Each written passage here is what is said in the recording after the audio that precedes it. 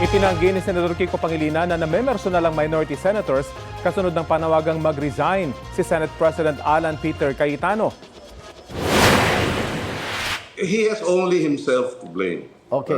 If you ask me, it was his actions, not ours, that led to this continuing disgraceful. Talagang nakakahiya ang Senado.